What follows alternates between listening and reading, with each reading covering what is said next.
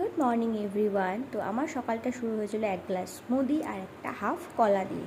তো ঝটপট ব্রেকফাস্ট করে আমি চলে এসেছিলাম রান্নাঘরে। আর আমার না অনেক দিন ধরে পালং পনির খাওয়ার খুব ইচ্ছা হচ্ছিল, তাই আজকে লাঞ্চে একটু স্পেশাল মেনু আছে।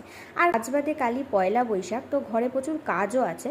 আর আজকে দেখো আমার লাঞ্চও খেতে ইচ্ছা করছে ঝকমারি। ঝটপট লাঞ্চটা বানিয়ে নিই। এদিকে আমার অলরেডি জিরা রাইস বানানো হয়ে গেছে, আর এই দেখো আমার পালং পনিরও একদম রেডি। তো চলো এবার ঘর গোছানো যাক। এইটা আমি মোটামুটি কালকেই গুছিয়ে রেখেছিলাম, পরিষ্কার পরিচ্ছন্ন করে রেখেছিলাম। এবার বাকি রান্নাঘরটা পরিষ্কার করতে। তো রান্না হয়ে গেছে, তো এই সিঙ্কটা আমি সবার ফার্স্টে একটু ওয়াশ করে নেবো, কারণ পয়লা বৈশাখ মানেই হচ্ছে পুরো ঘর বাড়ি পরিষ্কার করে বেশ নতুন সুন্দর চাদর পেতে নতুন করে সাজানো।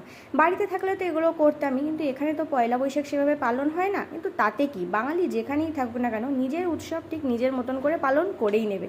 তাই আমিও শুরু করে দিয়েছি আমার মতন একটু ঘরদোর পরিষ্কার করা। ও ওদিকে ঘরটা পরিষ্কার করছে, আর আমি যেহেতু রান্নার কাজবাজ করেছি, তো আমি ভাবলাম যে আমি রান্নাঘরের দিকটা আমি পরিষ্কার করে নিচ্ছি। তো এদিক আজকে যা কাজ আছে মোটামুটি মনে হচ্ছে লাঞ্চ করতে আমাদের 4টে সাড়ে 4টের ওভার হয়ে যাবে।